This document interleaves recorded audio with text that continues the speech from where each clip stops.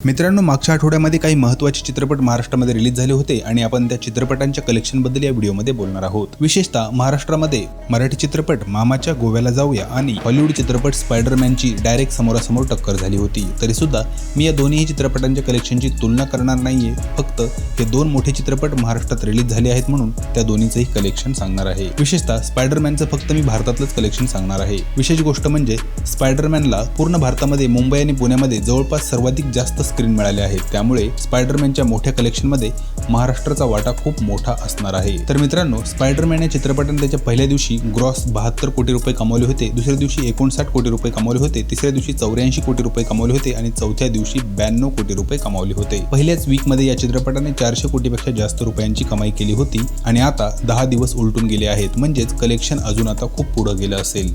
दुसऱ्या बाजूला आपला मराठी चित्रपट मामाच्या गोव्याला जाऊया या चित्रपटाने त्याच्या पहिल्या दिवशी 8 लाख रुपये, दुसऱ्या दिवशी 23 लाख रुपये, तिसऱ्या दिवशी 41 लाख रुपये आणि त्यानंतर चौथ्या दिवशी 11 लाख रुपये, त्यानंतर 13 लाख रुपये, त्यानंतर 9 लाख रुपये 2 वेळा आणि मग 8व्या दिवशी या चित्रपटाने 8 लाख रुपयांची कमाई केली होती। टोटल या चित्रपटाने आतापर्यंत नेट कलेक्शन 1 कोटी 22 लाख रुपयापर्यंत केलं आहे। अजून एक आठवडाभर जर हा चित्रपट थिएटरवर राहिला तर कदाचित हा चित्रपट 1.5 कोटीपर्यंत सुद्धा जाऊ शकतो।